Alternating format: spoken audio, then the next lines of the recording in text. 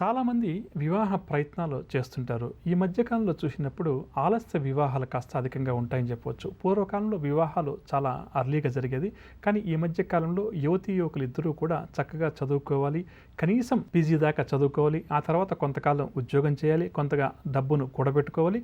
అదేవిధంగా ఈ విద్య కోసం ఏవైతే తల్లిదండ్రులు రుణాలు చేసి ఉంటారో ఆ రుణాలు తీర్చిన తర్వాతనే వివాహం చేసుకోవాలి అని చెప్పేసి ఒక గట్టి నిర్ణయం తీసుకోవడం వల్ల ఈ మధ్య కాలంలో దాదాపుగా అమ్మాయిలకు కానీ అబ్బాయిలకు కానీ 25 సంవత్సరాల తర్వాతనే ఎక్కువగా వివాహం జరుగుతుందని చెప్పవచ్చు. ఎందుకంటే చిన్నప్పటి నుంచే కూడా ఎల్కేజీ దగ్గర నుంచి కూడా మనం ఎన్నో ఆశయాలు పెట్టుకునే తల్లిదండ్రులు పిల్లలకి ఏం చేస్తున్నారంటే హాస్టల్లో పెట్టి చదివించడం కావచ్చు, లేకపోతే ఎక్కువగా అధిక శాతం చదువుకోమని చెప్పడం. ఈ పిల్లలు కూడా ఈ మధ్య ఉన్నటువంటి కాంపిటీషన్ కోసం అదేవిధంగా తయారవడం, ఈ కాలేజీలు కానీ స్కూల్స్ కానీ అదేవిధంగా వాళ్ళకి చదువు చెప్పడం వల్ల ఏమవుతుందంటే ఒక అమూల్యమైనటువంటి ఒక బాల్యం ఏదైతే ఉందో అదంతా కూడా చదువులో పూర్తిగా 24 గంటలని చెప్పాలి ఈ విధంగా గడిచిపోతుందని చెప్పొచ్చు.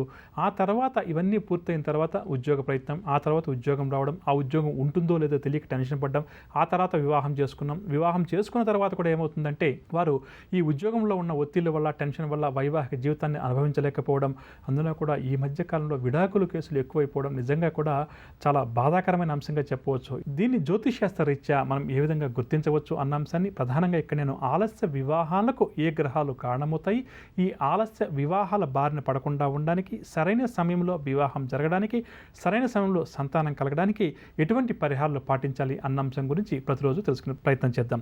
ప్రధానంగా చెప్పాలంటే కొంతమంది ఒక వయసును మనం 25 ఏళ్ళకి ప్రయత్నం చేస్తున్నారా, 20 ఏళ్ళకి వాళ్ళ వివాహం కోసం ప్రయత్నం చేస్తారా అన్న విషయం వ్యక్తిగత జాతకాన్ని బట్టి వారి జీవితాన్ని బట్టి ఉంటుందని చెప్పవచ్చు.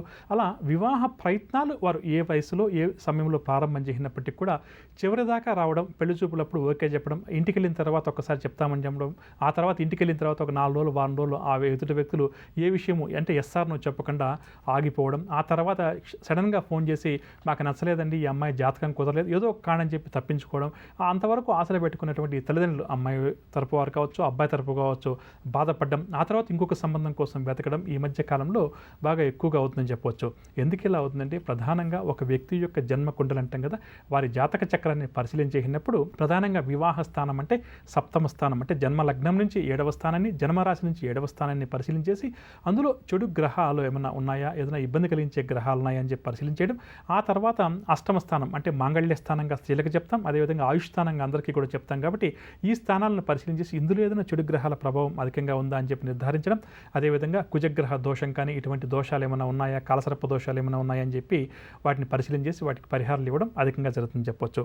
కానీ ఇవన్నీ కూడా ఒక వ్యక్తికి ఎప్పుడు జన్మకుండలి అతని దగ్గర ఉంది, అతని దగ్గర పుట్టిన తేదీ ఉంది, పుట్టిన సమయం ఉంది అనుకున్నప్పుడే ఇటువంటిది మనం నిర్ణయం చేయవచ్చు. అంటే ఏ గ్రహం వల్ల అతనికి వివాహ ప్రయత్నాలు ఫలించడం లేదు, అవి ఫలించాలంటే ఏ గ్రహానికి సంబంధించినటువంటి పరిహార క్రియలు పాటించాలి అన్న అంశం గురించి తెలుసుకోవచ్చు. అలా కాకుండా అంటే అందరి దగ్గర కూడా పుట్టిన తేదీ, పుట్టిన సమయం, పుట్టిన స్థలం సరైన వివరాలు ఉండవు. కాబట్టి మరి అటువంటి వారు వారి వివాహ ప్రయత్నాలు ఫలించడానికి కొన్ని చిన్న చిన్న పరిహారాలు అంటాం కదా, అది ఇక్కడ నేను తెలియజేస్తూ వెళ్తాను. దీన్ని ప్రతి ఒక్కరూ కూడా ఆచరించడం వల్ల ఏమవుతుందంటే వారి జాతకంలో ఏవైతే గ్రహ దోషాలు ఉన్నాయో అవన్నీ కూడా తొలగిపోవడానికి, వెంటనే వారికి వివాహం అవడానికి చక్కగా కూడా నేను చెప్పబోయే పరిహారాలు ఏవైతే ఉన్నాయో అవన్నీ కూడా ఉపయోగపడతాయని చెప్పొచ్చు.